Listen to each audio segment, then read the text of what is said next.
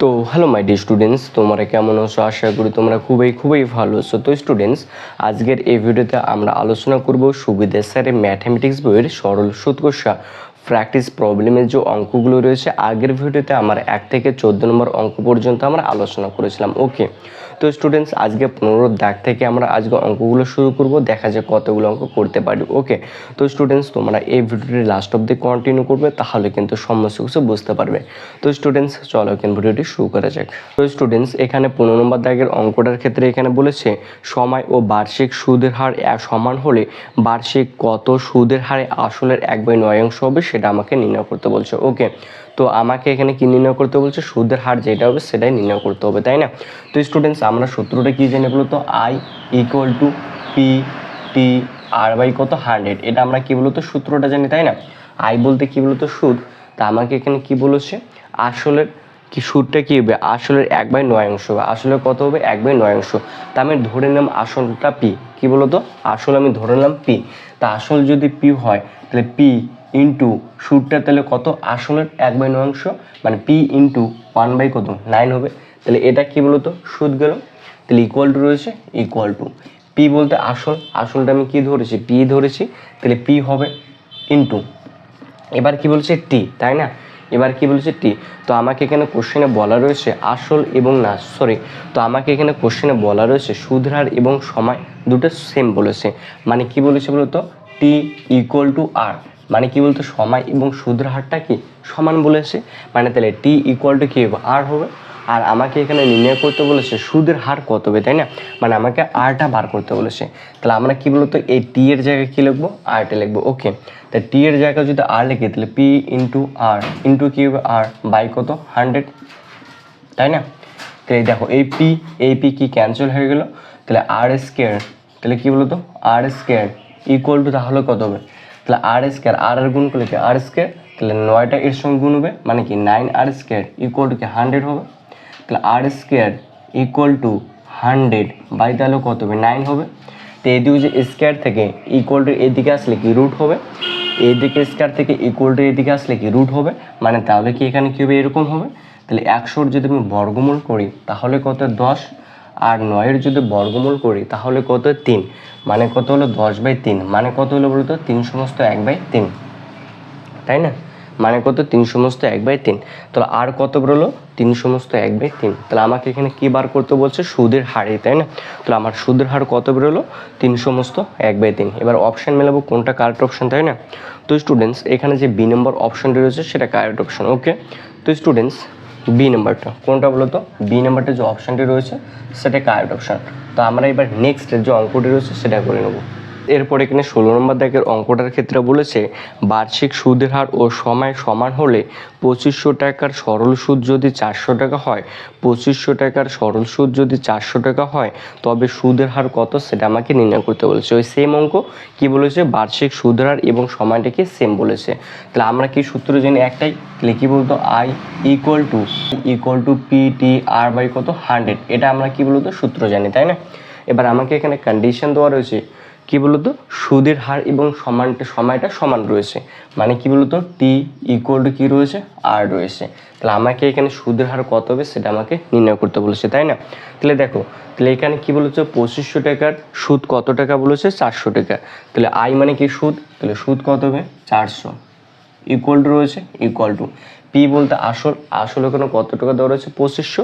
মানে কি হবে? 2500 হবে। তাহলে 2 5 2টা 0 ইন্টু টি বলতে কি সময় টি ইকুয়াল টু কি বলেছে? আর। তাহলে টি এর জায়গায় কি লিখবো? আর ইন্টু কি হবে? আর বাই কত? 100, তাই না? এটা হবে। তাহলে দেখো এখানে কি একটা 0 দুটো 0 একটা 0 দুটো 0 কি বলতো? ক্যান্সেল।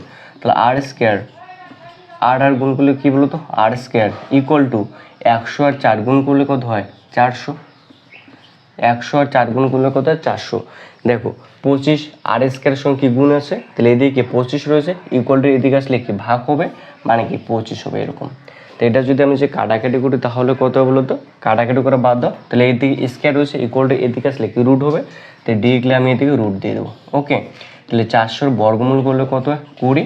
আর 25-এর বর্গমূল করলে কত হয়? 5। আর এটাকে যে কাটাকাটি করে তাহলে কত? 4। তাহলে ইকুয়াল টু কত 4। তাহলে অপশান নাম্বার মিলাবো কোনটা ঠিক, তাই না? তো স্টুডেন্টস এখানে যে সি নাম্বার যে অপশানটি রয়েছে সেটা কারেক্ট অপশন হবে। ওকে, কোনটা বলো তো? C number. তাহলে কত বলো তো? 16 যে সি নাম্বার যে অপশানটি রয়েছে সেটা correct option.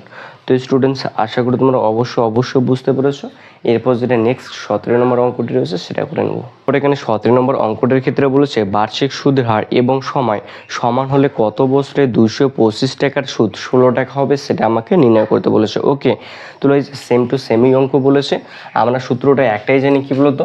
I equal to P T R by কত 100, এটা আমরা সূত্র জানি, তাই না? তাহলে আই বলতে কি সুদ, তাহলে সুদ এখানে কত টাকা দেওয়া রয়েছে? 16 টাকা। সুদ কত টাকা? 16 টাকা। তাহলে আই এর জায়গায় কত লিখবো? 16 ইকুয়াল টু রয়েছে ইকুয়াল টু, এবার পি বলতে কি আসল, আসল কত টাকা দেওয়া রয়েছে? 225 টাকা। তাহলে আমরা এখানে কত লিখবো?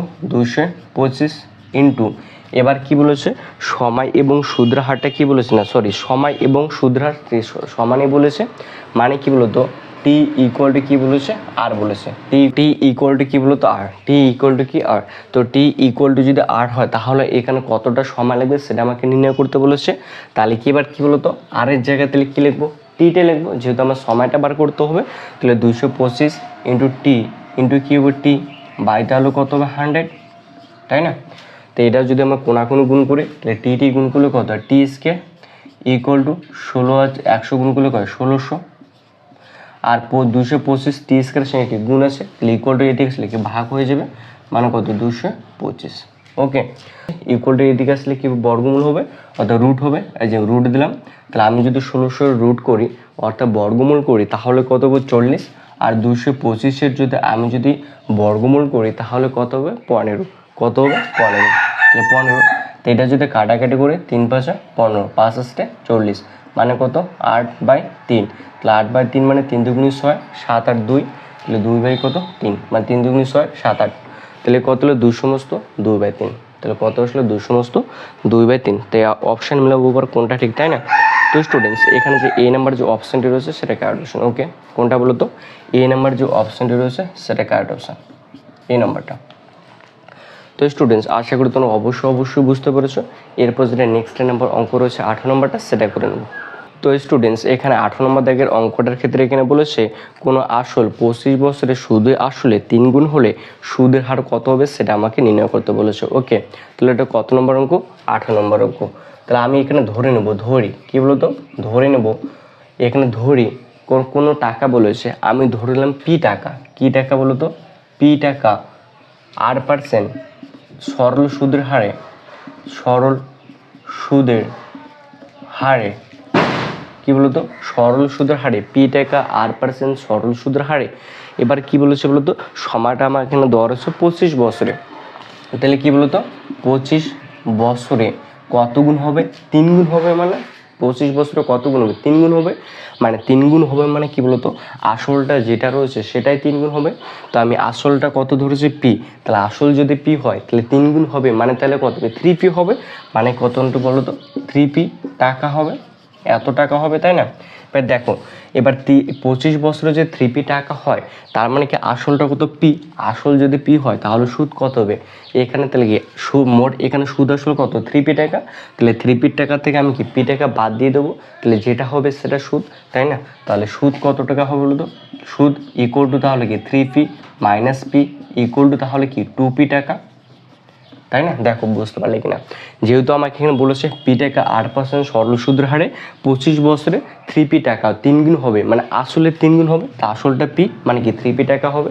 তো এখানে যদি সুদ এবং আসল যে থাকে তাহলে এটার থেকে যদি আমি আসলটা বাদ দিই তাহলে যেটা পড়তে হবে সেটা সুদ।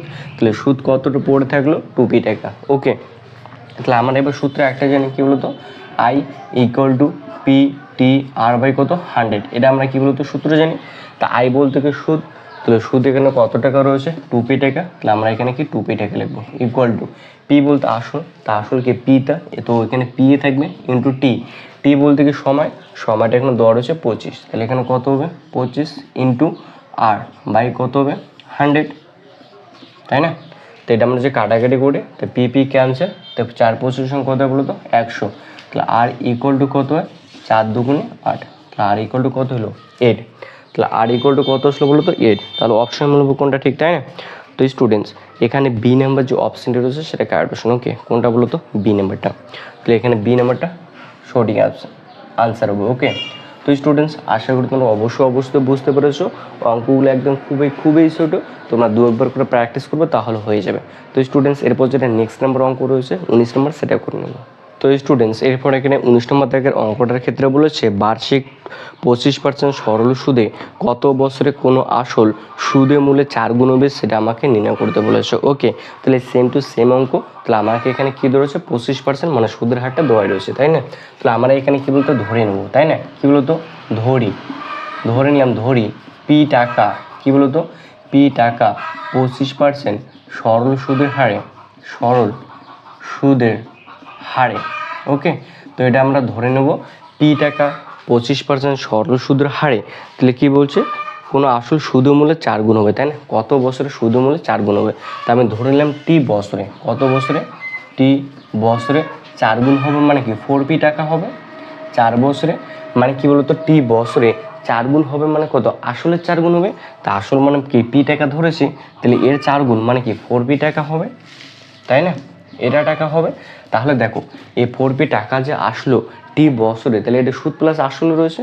তাহলে এখানে আসল তো পি টাকা ধরেছে, তাহলে 4p টাকা থেকে যে আমি পি বাদ দিয়ে দিই, তাহলে কি আমি এবার সেম ওই সুদটাই পেয়ে যাবো। তাহলে কী বলতো? আই ইকুয়াল টু তাহলে কী হবে? 4p মাইনাস পি, তাহলে ইকুয়াল টু তাহলে কী হবে? কত হবে? 3p টাকা হবে, তাই না? এটা তাহলে আমরা কী বলতো সূত্র একটা জানি, কী জানি?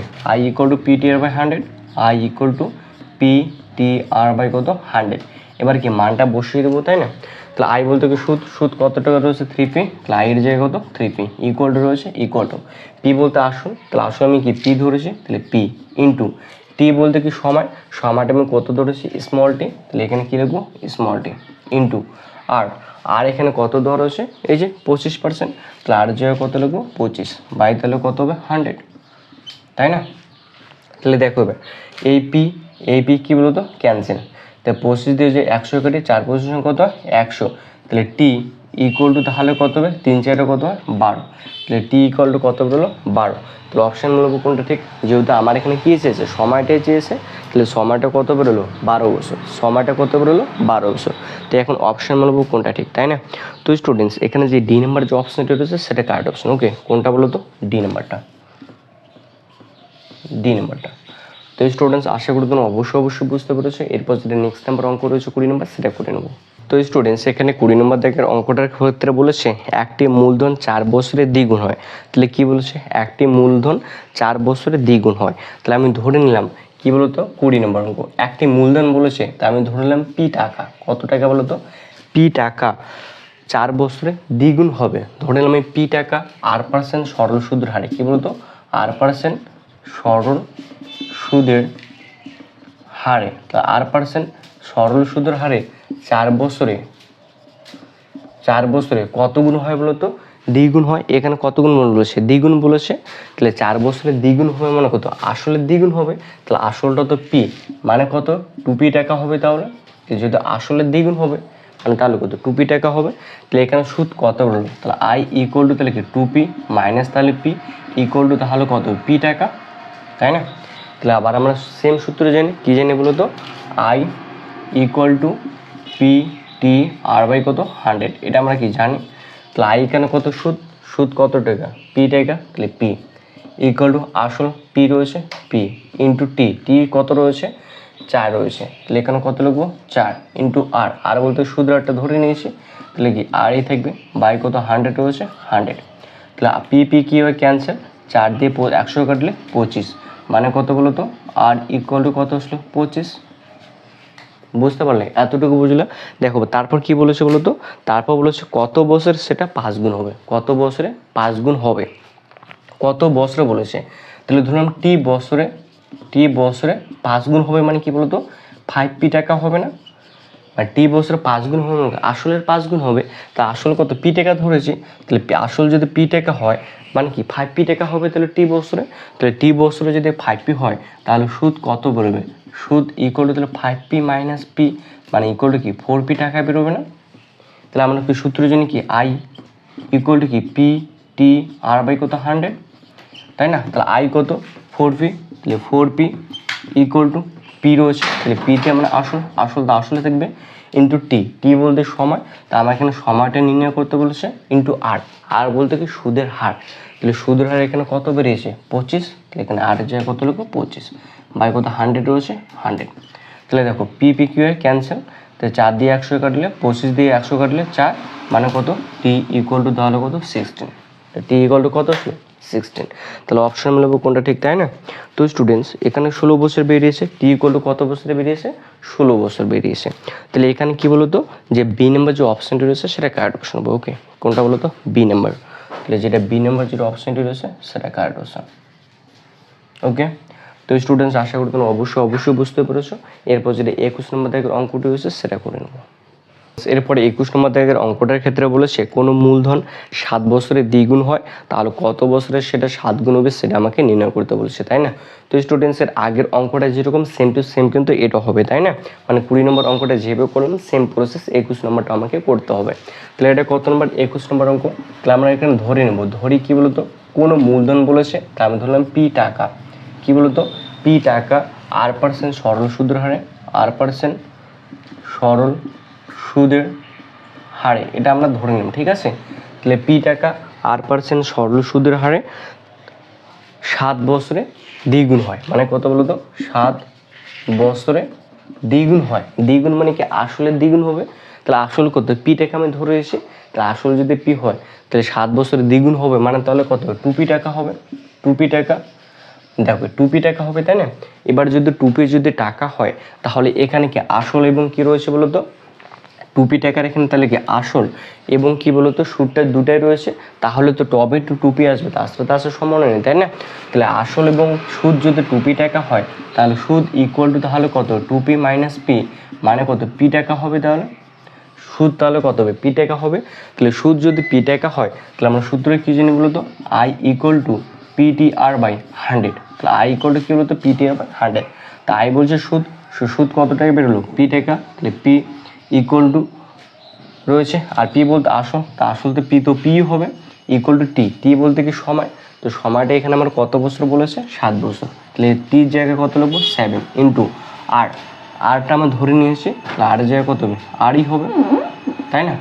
আর জায়গায় কত হবে আর বাই 100 রয়েছে 100। ওকে, তাহলে পি কি বলতো ক্যান্সেল, তাহলে আর ইকুয়াল টু তাহলে কত হবে দেখো, তাহলে আর ইকুয়াল টু, তাহলে 100 দিয়ে গুণ করলে কত হবে 1 দিয়ে 100 গুণ করলে 100, তাহলে 7-এর সঙ্গে আর কি গুণ আছে, তাহলে ইকুয়াল টু দেখলে কি ভাগ হবে, মানে কত 100/7। ওকে, এবার দেখো তারপর কি বলেছে, তারপর এখানে বলেছে কত বছরে সেটা 7 গুণ হবে, কত বছরে সেটা 7 গুণ হবে, মানে আমাকে সময়টা বার করতে বলেছে।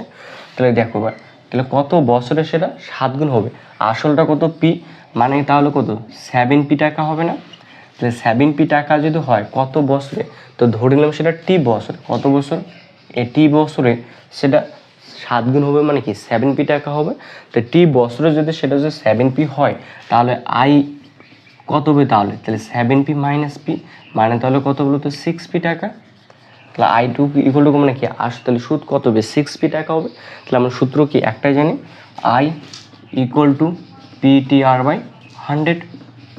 আই বলতে সুদ কত টাকা 6p, তাহলে 6p ইকুয়াল টু রয়েছে ইকুয়াল টু পি বলতে আসুন, তাহলে পি থাকবে ইন্টু টি বলতে কি সময়, আমাকে এখানে সময়টা বার করতে বলেছে, তো টিটা কি টি থাকবে ইন্টু আর বলতে কত সুদের হার, তো সুদের হারটা কত বেড়েছে এখানে এই যে 100/7, তাহলে এখানে কত হবে 100/7 বাই 100 রয়েছে 100, তাহলে 100 কী বলতো কাটা, তাহলে এই পি কী হয় ক্যান্সেল হয়ে যায়, তাহলে টি ইকুয়াল টু তাহলে কত হয় 6 কত হয় 42, টি ইকুয়াল টু কত 42, তাহলে কত বছর বেরোলো 42 বছর, তাহলে কত বছর বেরোলো 42 বছর, তাহলে কত বছরে সেটা 7 গুণ হবে 42 বছরে সেটা 7 গুণ হবে।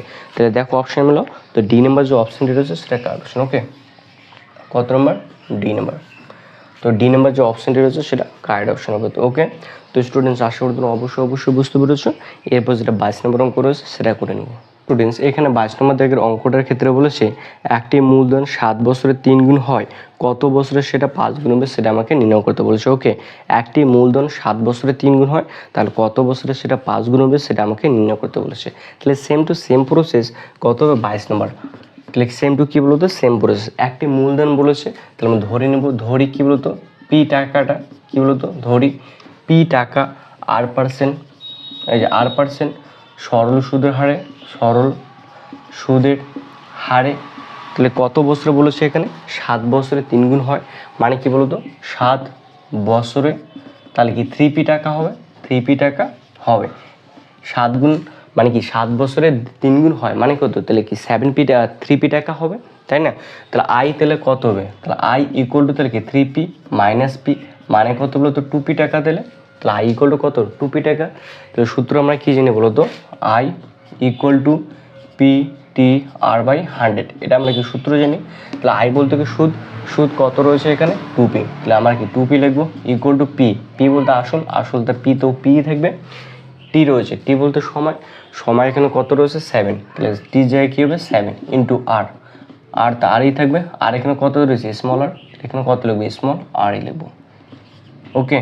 বাই কত 100 রয়েছে 100, তাহলে দেখো পি পি কী হয় ক্যান্সেল হয়ে যায়, তাহলে পি পি কী ক্যান্সেল, তাহলে আর ইকুয়াল টু কত হয় 200, আর ইকুয়াল টু 100 দিয়ে 2কে গুণ করলে তাহলে 200 বাই কত হয় 7, তাহলে আর ইকুয়াল টু কত হলো 200 বাই 7। এবার দেখো তারপর কি বলছে, এবার এখানে বলছে তাহলে কত বছরে সেটা 5 গুণ হবে, কত বছরে সেটা 5 গুণ হবে, তাই আমি ধরে নিলাম সেটা টি বছরে, কী বলতো টি বছরে, তাহলে কত গুণ হবে 5 গুণ হবে, মানে কি বলতো 5p হবে, টি বছরে কত 5p হবে, এটা মানে ধরে নিলাম। দেখো টি বছরে যদি 5p হয় তাহলে আসল প্লাস সুদ রয়েছে, তাহলে সুদ এখানে তাহলে কত বলতো 5p মাইনাস পি, তাহলে ইকুয়াল টু কি 4p টাকা হবে, তাই না? তাহলে আমরা সূত্রে কী ছিল বলতো I equal to P T, P T R by কত 100, এটা মানে কি সূত্রটা জানি, আই ইকুয়াল টু কী বলতো পিটি আর বাই 100, এটা মানে কি সূত্রটা জানি।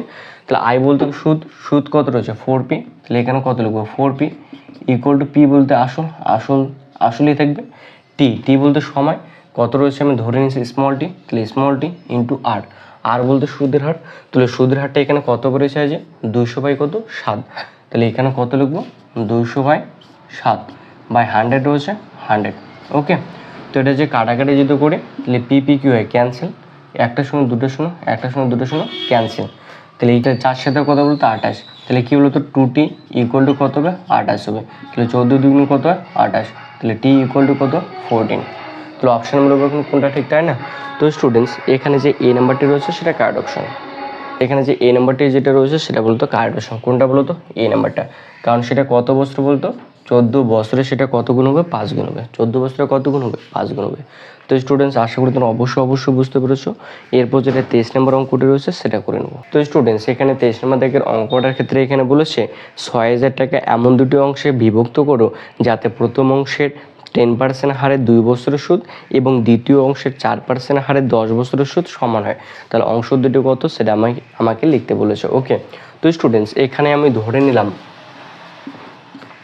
এখানে আমি ধরে নিলাম প্রথম অংশ কী বলতো, প্রথম অংশ এক্স, প্রথম অংশ কত বলতো এক্স, তাহলে প্রথম অংশ যদি এক্স হয় তাহলে দ্বিতীয় অংশ কত বলতো দ্বিতীয় অংশ, তাহলে দ্বিতীয় অংশ মোট কত টাকা রয়েছে 6000 টাকা, তাহলে 6000 টাকা থেকে এক্স টাকা কী বলবো বাদ দেবো, তাহলে 6000 এক্স টাকা বাদ দিলে আমরা কী বলতো দ্বিতীয় অংশটা পেয়ে যাবো, তাই না? প্রথম অংশ যদি এক্স টাকা হয় তাহলে দ্বিতীয় অংশ কত হবে 6000 মাইনাস এক্স টাকা। এবার দেখো কী বলেছে, তাহলে কী বলেছে বলতো, তাহলে প্রথম অংশের 10% হারে 2 বছরের সুদ এবং দ্বিতীয় অংশের 4% হারে 10 বছরের সুদ সমান বলেছে, তাহলে প্রথম অংশ এক্স, তাহলে আমরা সূত্রে কী জানি I equal to P T R by কত 100, এটা আমরা কি সূত্র জানি। তাহলে আই বলতে সুদ, তাহলে সুদ এখানে কত টাকা বলেছে সমান বলেছে, সুদ দুটো কি প্রথম অংশ এবং দ্বিতীয় অংশের সুদ দুটো সমান বলেছে, তাহলে আই তো আইই থাকবে, পি বলতে আসল, আসল কত রয়েছে এক্স, তাহলে এক্স ইন্টু টি বলতে কি সময়, সময়টা কত বছর দেওয়া রয়েছে এখানে 2 বছর দেওয়া রয়েছে, তাহলে টি বলতে 2 ইন্টু আর, আর বলতে কত রয়েছে 10%, তাহলে 10 বাই কত হবে তাহলে 100, তাহলে এটা যদি কাটাকাটি করি তাহলে কত বলতো 5 দুগুণে 10 মানে কত এক্স বাই 5, তাহলে এক্স বাই কত 5। এবার দেখো দ্বিতীয় অংশের ক্ষেত্রে কি বলেছে সূত্র জেনে একটাই, তাহলে আই ইকুয়াল টু কী বলতো পি টি আর বাই কত 100, তাই না? তাহলে আই টু কত রয়েছে এটা মানে কত সরি এখানে কি বলতো সুদে বার করতে হবে, পি বলতে আসল, আসল কোনটা রয়েছে এটা মানে কি 6000 মাইনাস 6000 মাইনাস কি এক্স ইন্টু টি, টি বলতে কি সময়, সময়টা এখানে কত বছর ধরেছে 10 বছর, তাহলে কত হবে 10 বছর, তাহলে সময়টা এখানে কত রয়েছে 10 বছর, মানে কি 10 ইকুয়াল টু আর, আর বলতে এখানে কত রয়েছে 4, তাহলে আর জায়গায় কত লিখবো 4 বাই কত হবে 100, তাই না? তো এটা হচ্ছে কাটাকাটি করে 0 0 ক্যান্সেল, 2 দুগুণে কত 4, 5 দুগুণে কত 10, 2 দিয়ে যদি গুণ করি তাহলে 6 দুগুণে কত 12, তাহলে 12000 মাইনাস 2x বাই কত 5।